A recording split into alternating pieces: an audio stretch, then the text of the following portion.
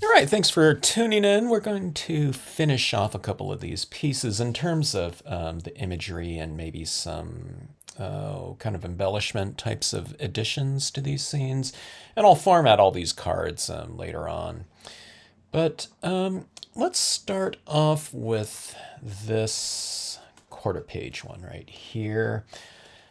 The thing that I was thinking about for this piece was something in the sky. I mean, it could be multiple things, but I thought I would go with the eagles. I thought there was enough space up here to stamp my eagles out. And this set right here with the sky imagery has some really small versions of my eagles, eagle and eagle soaring, and I've kind of done them where they're flipped one way or the other, depending on which direction you want them to be positioned in. And I always thought that using these two in conjunction with one another, the eagle and eagle soaring is kind of a, oh, I don't know, I thought it makes for kind of a romantic, type of image.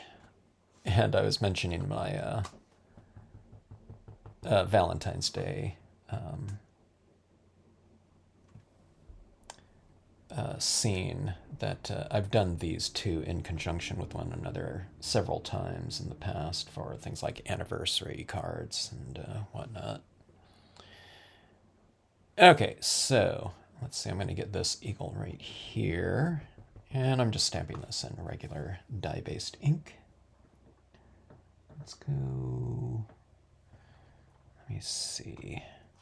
I gotta figure out which ones going to be used where. Okay, so this one's right here. Like so.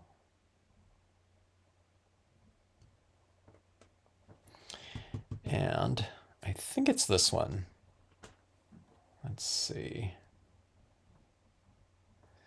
No, I think it might be the other one. I'm looking at this right here, but of course, when you stamp it out, it's the opposite. Or is it that one? Let me see. I want these eagles to be facing each other. Let me see, like this. Yeah, okay. And we'll go like this. And let's see, do I want it lower or higher? Like this. So they're kind of doing a little, I don't know, I get like a little dance up in the sky. Okay, now when you're pressing down on these really tiny images like this, make sure you don't like squash it down too much, otherwise you're going to get a really squashed impression. So, when you're stamping like a large image like that, you want to use, adequate pressure, but adjust your pressure accordingly when using small images, because the pressure gets concentrated in the amount of surface area that you're utilizing. In this one, surface area is very small. All right. So we get these two together like that. And on this piece right here, I was thinking about a quote stamp right up here, or word stamp. I really like the word stamps when they're stamped in gold over these kind of golden tones in the background. But it has to be dark enough in an area that you're stamping in. And let me get some of this glare off of here. All right, so I've made that pretty dark. Now, if it's not dark enough, you can always darken it in. Doesn't have to be black either, but something that it's gold is kind of like a reverse image at certain angles when it's capturing the light or reflecting the light, but then it's not very light when it's not reflecting light, so it can almost be dark. So, just add tone in here accordingly. I would recommend somewhere right between medium and dark. So like a 50% to 100% black right in there. And I don't know, let me figure out what can be stamped up here. So, I mean, these two birds in here are the kind of the visual landing point, focal point of the scene, I would say. So I don't know, I'll figure out something to do with that. Like, maybe like peace or something like that. Let me figure out what I'm going to stamp up there. Okay, we have a few choices here that would work out pretty good. Here's Dream. I think that would be a good one up here. I think that's kind of evocative. We have Dusk right here. I mean, this could be a dawn. I see it more as dusk or like a sunset type of thing. Silence, not really. Here's sunset. That would be good too. But I thought, okay, which one of these? I like the idea of dream right here. I mean, it could be, be any of them. One's not correct and one's wrong or something like that. It's not the polar extremes, in most stamping, decision making. Let me see, I was wondering, did I just use dream on my previous scene from last week? I think I did Twilight on that one.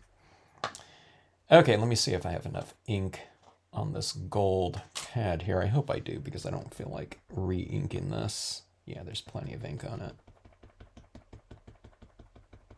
And then this is the only gold on here, and just stamping it on the card itself, I don't know, an isolated usage of this type of metallic ink, which isn't anywhere else in here, might look kind of strange. So the whole thing is going to be matted, I'm sure, with a gold perimeter matting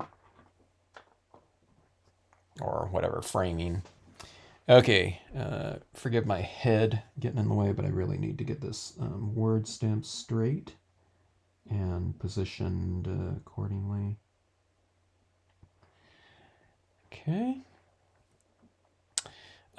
Use adequate pressure and allow those metallic inks to transfer. Okay, so the Brilliance Gold is pretty good because it's a fast drying pigment ink, and it's very surface oriented. But if you stamp it down and then lift this off too soon, okay, what it might do is like a vacuum kind of effect.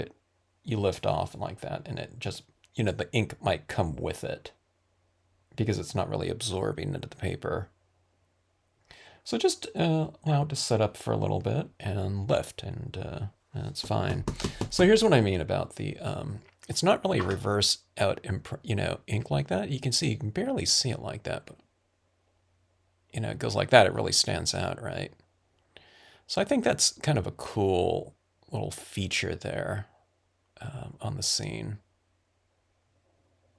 I mean, you can do like an embossed version as well in gold if you want to. And that would be cool too. Embossed metallic on here might stand out even more if you wanted to. And I think that would look cool. So like, yeah, a little bit of gold around on the perimeter like that will kind of contain it. Okay, but that being said, when I'm talking about, kind of a visual continuity, we have, let me see, I think I have a gold pen. Okay, this is gold right here, I think. Now, I was telling my live stream, I thought about doing like a couple little stars in here, but I don't know if I'm going to on this one. I think I might just want it like that. I don't want to do any like white highlights in here. I think it looks fairly dramatic as is, and I like that just straight silhouette across the background like that.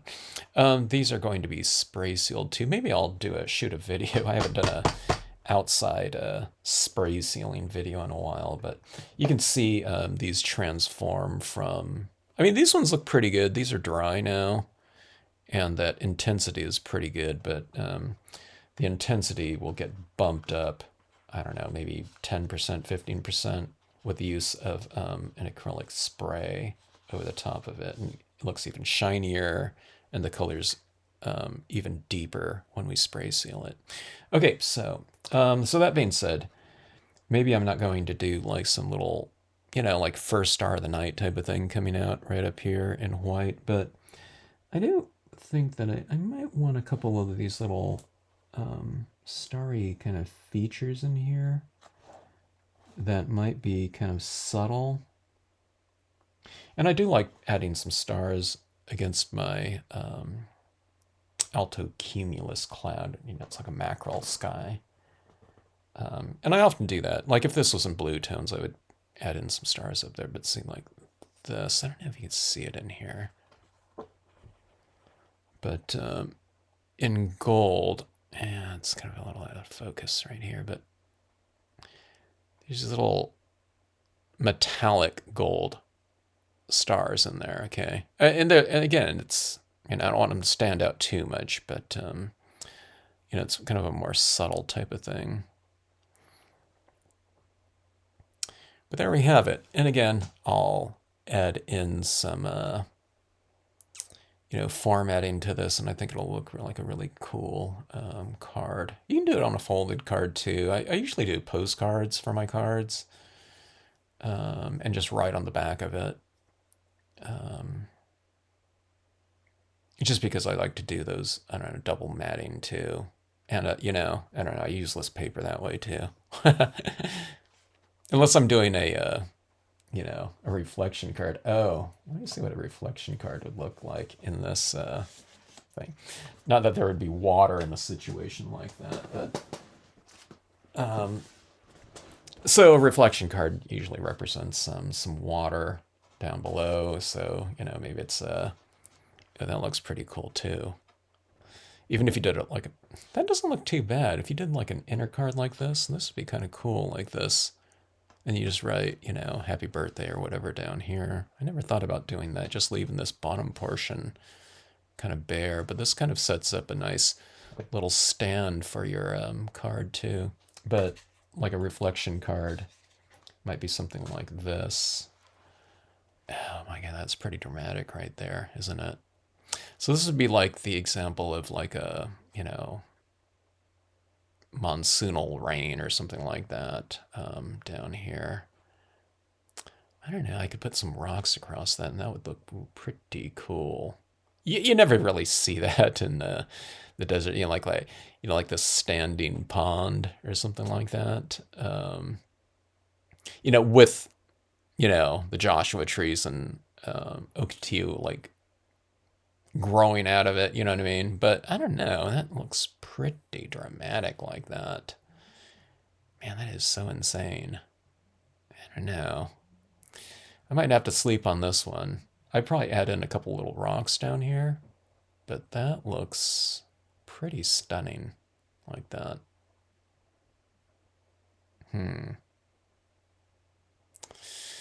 I don't know. One of the things about this too is, you know, you put all this work into this area up here, and then it's reflected down into an extra area. It's kind of like you get twice the results, I guess, you know, for whatever, one half the effort when you have what you've done reflected in that area down there. Yeah, it looks pretty good. I might have to do a couple little additions to this one, and one of the things I could do is I could put this area down here and give it a little bit of a, you know, kind of a base or something like that. I mean, that looks pretty good just as is. But like I said, I would add in some extra rocks or something down here and kind of anchor this off in the bottom. I can even, I was going to say I can add in an extra little foreground right here imagery, but I think I like that as just as is. Huh. All right, dilemma. But it's a good dilemma, you know. We have this like this, as is. You could format that on a card, you know. A little bit of gold, but that looks... you know what this is doing too? My light is reflecting off this into here, and this is of course reflecting in here, so it's a little bit more striking like that, I think.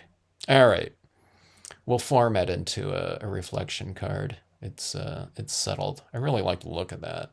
So Oh my gosh. Okay, so what I was saying is I think I'm going to stamp some imagery down here just so it's not just straight reflection. That's how those things come up, sometimes it just your cards take you into unexpected whatever directions just based on what they reveal to you as you go along.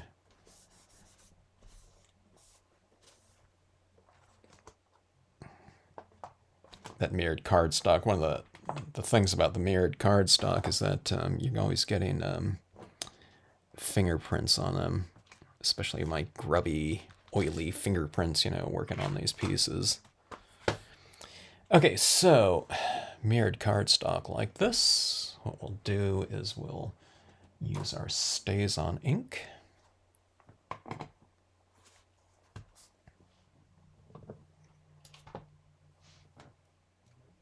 I just can't get enough of these rocks. I love these rocks for any scene, not just desert. They're good for anything. I had these drawn before I started working on the desert imagery, but I thought, that would be a good addition to the, that first desert set, nature set number 31. Okay.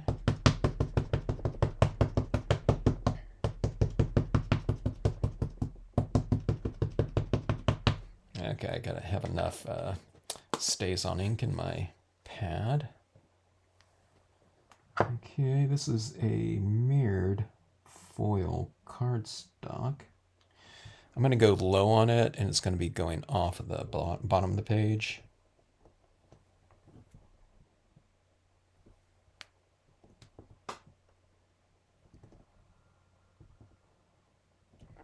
With the StazOn, I don't know if I really need to hold down on this for too long. Maybe, I don't know, sometimes I've wondered if it gives me a lighter impression because sometimes the ink dries and I lift this off and it's dried on the rubber, so sometimes it's like, maybe with StazOn on a very non-porous paper, maybe you make a faster impression. So there's the rock right down there. And the rock, I mean, it's see-through. There's enough solid area on these rocks, though. So they're not, like, opaque, but, so be it. Sometimes I do some blocking out on my rocks, though. Okay, let me get my bearings here. Like this. Take a look and see how that's looking right there. So we got these rocks down here, so it looks a little bit more dimensional like that. And then I'll come across, somewhere in here. I'll go a little bit high, maybe. Yeah. See, this looks really good reflected down here like that, but I think I need to come in here like right around, so it's about midway, I think. See that dream right there?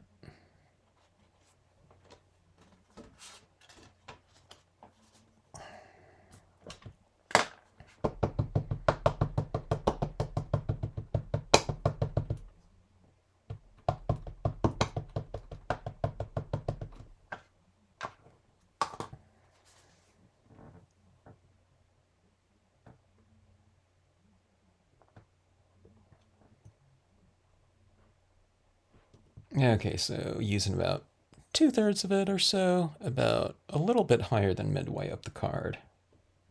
So we'll still get some of that reflection of the, the top of the Joshua tree in this water area. Okay, so this is what this is looking like right here. Okay. One of the things about using the StazOn ink on this type of paper is that you don't need to spray seal this, and not spray sealing this bottom portion keeps it more mirror-like. Okay, I was using Brilliance inks on it before in my first few reflection cards, and I was doing some blocking out of my imagery so that the the rocks would stand out a little bit more. Like you would have like white in the the lighter areas of the rock. If I did it that way, but I think this way is just easier. Okay, so see that right there? So got these rocks like that. Right in the foreground, I think that looks really dimensional that way. I'm going to come in with another one right over here with that rock. So you just have to kind of take a look at it, until you do things, it's kind of theoretical. How something's going to look. I mean, you can, envision it, I guess, to some extent. But until you see it, make it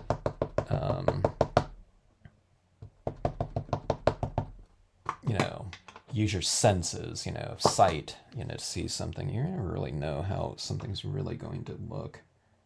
Or maybe more accurately, how you feel about it. So adding this in right here.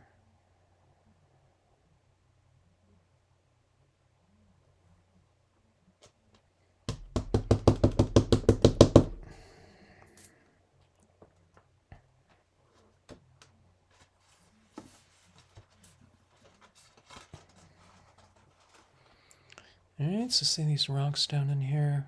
I think that gives it a little bit more dimension this way. Where we're breaking up the reflection a little bit, but not, too extreme.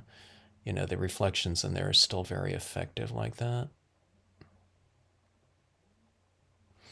And right now, one of the things that I like to do is on here from a textural standpoint, I like to add in my little tiny rocks right here. So this represents kind of the water, little flooded out area. So on the water's edge, I like to put some of these rocks like this, especially if it represents kind of a shallow area. And, I mean, this isn't going to be some kind of like a, super deep body of water on the desert like that.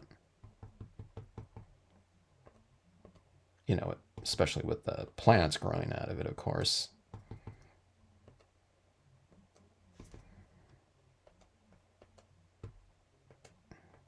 So these rocks in here are going to be kind of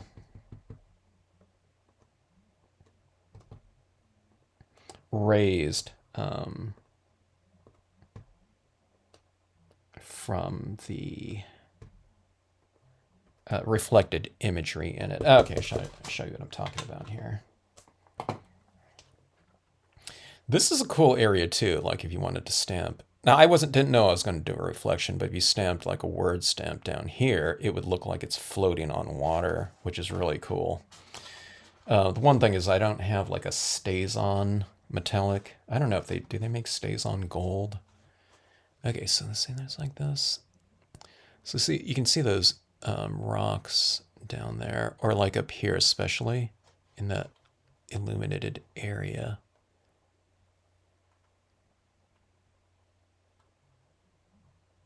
In this video, you can't see it too much, but hopefully that makes for a nice dramatic presentation like that.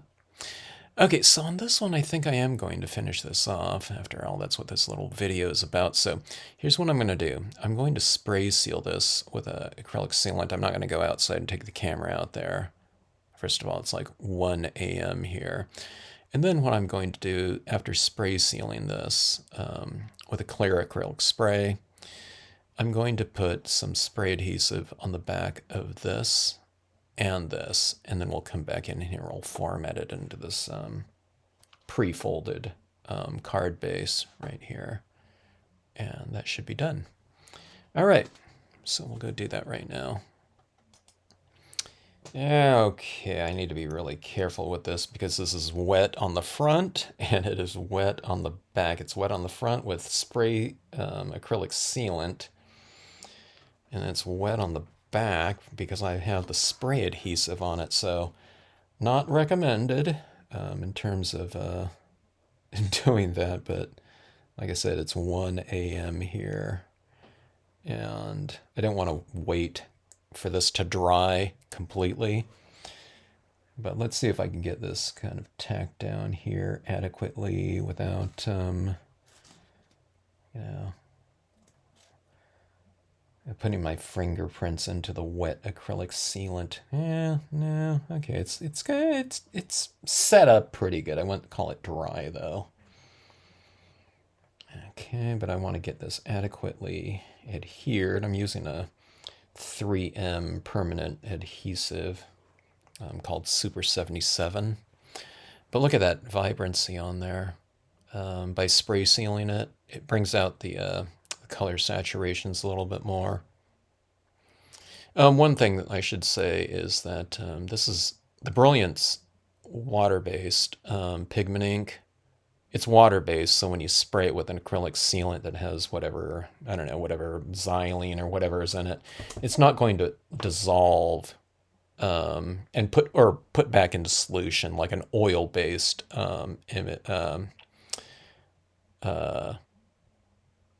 pigment ink. Okay, so that's good about that. Or if it was like StazOn or something like that, you have to be a little bit more kind of lighter touch when you spray seal things like solvent inks or oil-based inks, because like I said, they can go back into solution with that type of sealant.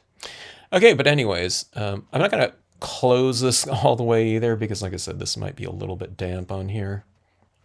Okay, so anyway, I'll tell you what, we'll show you what this would look like. You know, someone got this. Now I'm going to stamp something else on here, some kind of word stamp or something like that, or maybe a gold little, I don't know, whatever, cactus or something like that, or a desert tortoise. I don't know, something like that as a visual lead in. If this was a birthday card, you can put, you know, a happy birthday to someone or something like that too. And that's how they look at it when they open it up. So it's almost like light is coming from within the card. We have this kind of jewel toned scene in here where we've retained some lighter areas. So that's what, you know, kind of saturated dye-based inks can look like too, because it creates a color glow. And then we have on here, so I've created a little continuity here too, because this is gold foil down here. And now we have the gold up here. So again, I don't have this matted or something like that, but we have this gold down below. So this down here, when you're creating a reflection card, the light that's hitting it is reflecting warm light up there because it's a golden light too, like that. So it's kind of cool like that. And on this scene right here, you know, you have this area down here. So it kind of creates this real kind of three-dimensional type of look. And one of the things I like about reflection cards like this is that nothing we did on here is like a 3D type of construction. We don't have like pop-ups or something like that, or we don't have these areas of the card popping out at us. Now, I do love pop-ups or something like that, but this just gives us the illusion of a three-dimensional space. I mean, it is three-dimensional in that it's, this 45-degree angle type of thing that we're looking at, or I like it when it's slightly lower like that, about like that, and reflecting all those things like that. It looks like a different time of day almost, you know. Or you can open it wide up, you know, like that. But again, it's three-dimensional looking space without having to do anything like that, so everything's flat. This area down here was super minimal in terms of kind of creating this addition right here. But I like I said, you have this area that's reflecting down here, but I think it's more than double kind of the look or the end result. It doesn't go up like exponentially, more intricate or anything like that. But I just think that dimension like that, adding that down there, it's such a minimal type of thing, effort that we have to make, to make, for a much more dynamic presentation. Sometimes when I do this type of thing, I think, man, I don't know when I'm going to stamp like just a flat card again or something like that, because I do like these reflection types of cards like this. And just the thought of someone opening this up and it's like, oh my God, wow, it really looks spectacular for just doing this, a few impressions and stays on metallic foil like that. It's really kind of fun to do when you get that type of result from kind of a minimal effort, minimal extra effort. All right, so anyways, I think we got that dream there, kind of reveal of that,